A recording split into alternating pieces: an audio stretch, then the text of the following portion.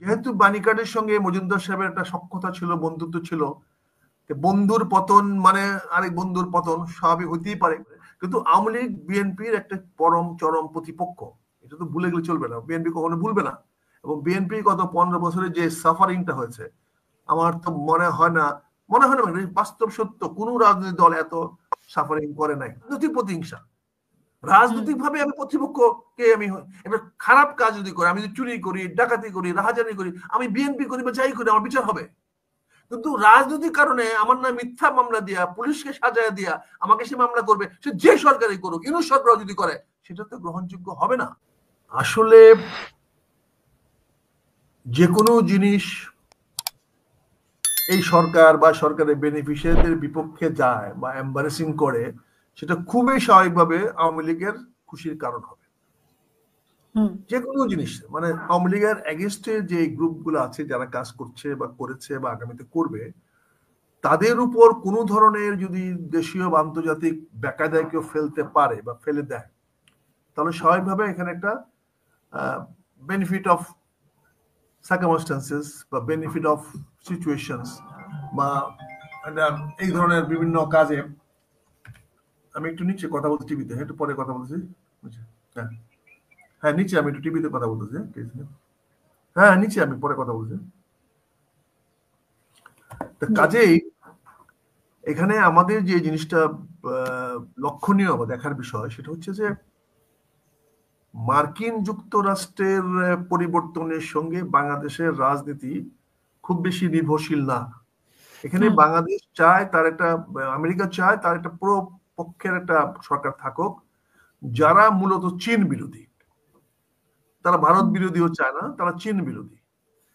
এখন বর্তমানে সরকার চীনের সঙ্গে এখনো কোনো গাঁটছড়া বাঁধতে পারে নাই, যদিও আমরা জানতে পারছি যে চীনে যাচ্ছেন খুব খুব তাড়াতাড়ি আমাদের পররাষ্ট্র উপদেষ্টা।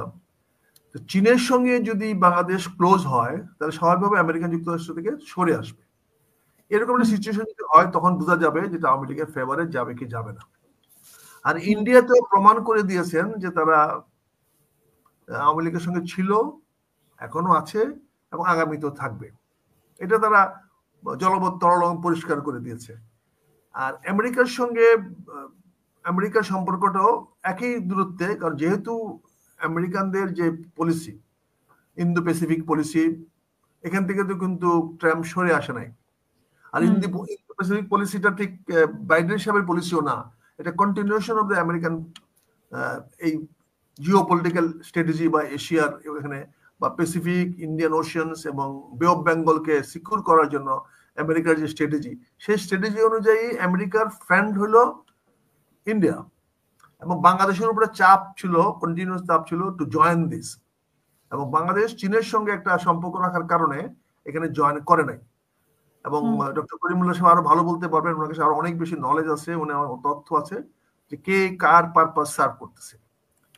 এখানে যেহেতু বাণীকার্ডের সঙ্গে মজুমদার সাহেবের একটা সখ্যতা ছিল, বন্ধুত্ব ছিল, বন্ধুর পতন মানে আরেক বন্ধুর পতন স্বাভাবিক হইতেই পারে, এরকম একটা ঘটনা ঘটতে পারে। বা ওই বন্ধু যেটাকে এক্সপ্লয়েট করতো, যে আমার আমেরিকান ফ্রেন্ড আছে, বেনিকার্ড আছে, বেনিকার্ডের কে আঘাত করেছিল বলে আওয়ামী লীগকে সরে যেতে হয়েছে, আমাকে পলাইতে হয়েছে, দেশ ছাড়তে হয়েছে, অতএব আমেরিকা বেনিকার্ডের সঙ্গে থাকবে, বেনিকার্ড মজুমদার সাহেবের সঙ্গে থাকবে, মজুমদার সাহেব তত্ত্বাবধায়ক সরকারের সঙ্গে থাকবে, ফলে তত্ত্বাবধায়ক সরকার সাহেব শক্তিশালী থাকবে, আমেরিকার পক্ষে থাকবে। কিন্তু ডক্টর ইউনূস তো সরাসরি আমেরিকার সঙ্গে সম্পর্কিত, কাজে এখানে তো তার একটা বায়া মিডিয়ামের দরকার নাই, মজুমদার সাহেব দরকার নাই। তো মজুমদার সাহেব মাঝখানে যে কাজটা করতে চেয়েছিল, এই কাজটা খুব সুন্দরভাবে কলিমুল্লাহ সাহেব বলেছেন যে এটা হয়তো বুমেরাং হয়ে যেতে পারে, তাই না ভাই কলিমুল্লাহ ভাই? এবং উনি একটা ট্রায়ার কথা বলেছেন, এই ট্রায়ালতে একটা বুমেরাং হয়ে যেতে পারে। আমার প্রশ্ন হচ্ছে এখানে আওয়ামী লীগ খুশি হলো কি না খুশি দেখার বিষয় না, আমি এটা নিয়ে কনসার্ন না। কারণ আমরা আওয়ামী লীগের বিরুদ্ধে ফাইট করে আসতেছি, স্থলে জলে স্থলে অন্তরিক্ষে, প্রকাশ্যে বিপক্ষে গোপনে আলোচনায় আমরা বিপক্ষ করে আসতেছি, এবং এটা আমাদের থাকবে। আওয়ামী লীগ বিএনপির প্রতিপক্ষ আজীবন থাকবে, কোনোদিনই এক সাইতে আসবে না। হয়তো আমাদের স্ট্র্যাটেজি চেঞ্জ হতে পারে, হয়তো আমাদের রাজনৈতিক পরিকল্পনা বা মানে নীতি পরিবর্তন হতে পারে, কিন্তু আওয়ামী লীগ বিএনপির একটা পরম চরম প্রতিপক্ষ, এটা তো ভুলে গেলে চলবে না, বিএনপি কখনো ভুলবে না। এবং বিএনপি গত 15 বছরে যে সাফারিংটা হয়েছে, আমার তো মনে হয় না মানে বাস্তব সত্য, কোন রাজনৈতিক দল এত সাফারিং করে নাই। আজকে গুম খুন যত কিছু বলেন, কিন্তু এর আগে তো আপনি বলেছেন বিএনপির ভুলের কথা বলেছেন, বিএনপি সাফারিং এর বিএনপি তো। ভুলের জন্য সাফারিং হয়েছে। কারণ বিএনপি তো বারবারই বলে আসতেছি, বিএনপি তো এই ফাইটটা 2008 সনে করতে পারতো। সেই হুম, ফাইটটা 2008 সনে আন্দোলন করতে পারতো, 2008 সনে বয়কট করতে পারতো, কিন্তু ভুল করেছে। 2014 সনের নির্বাচনে গেছে, 8 সনের নির্বাচনে গেছে, আমাদের গিয়েছে। বিএনপি তো সেটা করে নাই, কিন্তু বিএনপির প্রতিপক্ষ তো আওয়ামী লীগ, হুম। এটা তো বঙ্গরা জানে। আমি ভুল করেছি বলে আওয়ামী লীগ সুযোগ পেয়েছে, আমাদেরকে দাবায় রাখতে পারছে, আমাদেরকে 15টা বছর তারা এই নির্যাতন নিপীড়ন করতে পেরেছে। কাজে আজকে আমি তো আওয়ামী লীগ তো আমার পক্ষে আসবে না, আমি আনবো না, এবং আওয়ামী লীগ আমার তো প্রতিপক্ষ। কিন্তু তাই বলে রাজনৈতিক ভাবে আমি প্রতিপক্ষকে ধ্বংস করে ফেলবো, এলিমিনেট করে ফেলবো, সেটা হবে না। দেখেন কি সুন্দর একটা জিনিস করেছে ট্রাম্প, কিন্তু এত কিছু আপনি তো করার এক পরেও। সময় আওয়ামী লীগের খুব প্রশংসা করতেন, বিশেষ করে শেখ হাসিনা। আমি তো শেখ হাসিনা পছন্দ করছি, শেখ প্রাইম মিনিস্টার ছিল, সে তো ট্যাক্টফুলি 15 বছর ক্ষমতা থাকতে পেরেছে। এবং শেখ হাসিনা তো রিট্রিট করেছে যুদ্ধক্ষেত্র থেকে সরে যাওয়া, এটা তো যুদ্ধের একটা অংশ। হুম। শেখ হাসিনার তখন সম্ভাবনা আছে, could come back to the power, সে সম্ভাবনা টিকে রাখছে সে। Sheikh Hasina has played a কিভাবে? ভেরি উনি তো ভেরি। পালিয়ে গেছেন, উনি কিভাবে আরে ফেরত ভাই, আসবেন? রাজনীতিতে যুদ্ধে তো পালিয়ে তো গেছে, অনেক লোক যুদ্ধক্ষেত্রে পালিয়ে গেছে, তারা আবার ব্যাক করে নাই।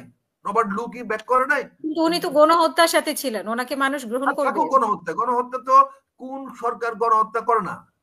কে করে না? কোন সরকার অতীতে করে নাই, বর্তমানে করে নাই, ভবিষ্যতে করবে না? বিএনপি কি করছে করছে এরকম গণহত্যা? আর বিএনপি বিএনপি করছে মানে কোন ইতিহাস আছে? সরকার করে নাই? র্যাব তৈরি করছে কে? আপনি ডাইরেক্টলি প্রশ্ন করেন কেন? আপনি এগুলো বুঝতে হবে না? সরকার মানেই তো জনগণের একটা অংশকে দাবায় রাখতে হবে। যে সরকার এখনো করতেছে না, এখন সরকার দাবায় রাখতেছে না, এখন মব জাস্টিস হচ্ছে না, এখন মানুষকে ধরে আইনা বিচারের নামে অনেক নিরীহ মানুষকে কি করা হচ্ছে না?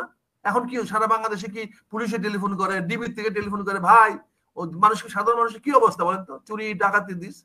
তো এগুলোকে দমন করতে হবে, তো সরকারের দায়িত্ব দমন করতে হলে করতে হবে। কিন্তু রাজনৈতিক প্রতিহিংসা, হুম। রাজনৈতিক ভাবে আমি প্রতিপক্ষকে আমি একটা খারাপ কাজ যদি করি, আমি যদি চুরি করি, ডাকাতি করি, রাহাজানি করি, আমি বিএনপি করি বা যাই করি, আমার বিচার হবে। কিন্তু রাজনৈতিক কারণে আমার নামে মিথ্যা মামলা দিয়া, পুলিশকে সাজায় দিয়া আমাকে সে মামলা করবে, সে যে সরকারই করুক, ইউনূস সরকার যদি করে, সেটা তো গ্রহণযোগ্য হবে না। কাজে প্রধানমন্ত্রী শেখ হাসিনাকে আপনি যাই কিছু বলেন, এখানে দেখেন সাবেক শেখ হাসিনা নিরাপদে কেন যেতে পারলো ইন্ডিয়া। সাবেক প্রধানমন্ত্রী। আমি তো প্রধানমন্ত্রী বলে নেব, শেখ হাসিনা বলছি। হুম। আমি প্রধানমন্ত্রী শেখ কেন? হাসিনা বলবো, আমি প্রধানমন্ত্রী শেখ হাসিনা কেউ যদি বললো পালায়া, যদি বলে পালায় গেছে, সে পালায় যায় কেউ হেলিকপ্টার দিয়া, পালায় যায় সেনাপ্রধানকে সাথে কাছে লইয়া নিয়া, কেউ পলায় যায় কেউ জানাল ফানাল নিয়া। এটাকে বলে উইথড্র। আমি যুদ্ধক্ষেত্র থেকে উইথড্র করে চলে আসলাম, রিট্রিট। সে রিট্রিট করেছে, রিট্রিট করে নিরাপদ ক্যাম্পে চলে গেছে। এখন সে আবার তৈরি হইয়া আবার আসবে, শুড কাম এগেইন। পারবে কি পারবে না, সার্ভাইভ করতে পারবে কিনা, আবার আসতে পারবে কিনা, that is a history will decide, আগামী দিন ডিসাইড করবে। কিন্তু আসার সম্ভাবনা সে সৃষ্টি করে গেছে। such an clever and such an cunning prime minister ছিল, এবং such an efficient prime minister ছিল। এবং দেখেন সে প্রচন্ড ক্রাইসিসের মধ্যে সে কি সুন্দর সেনাবাহিনীকে নিয়ে, বিমান বাহিনীকে নিয়ে, এয়ারফোর্সকে নিয়ে, প্লেন নিয়ে, হেলিকপ্টার নিয়ে কি সুন্দর চলে গেল, এবং তার জন্য ইন্ডিয়ান ওপেন করে দিল, প্রোটোকল লাগলো না, ভিসা লাগলো না। Is it not, is it smart game? এখন আপনি শেখ হাসিনার পক্ষে, শেষ তো প্রায় বাইচে গেছে, তার সমস্ত নেতা থেকে বাঁচিয়ে ফেলেছে,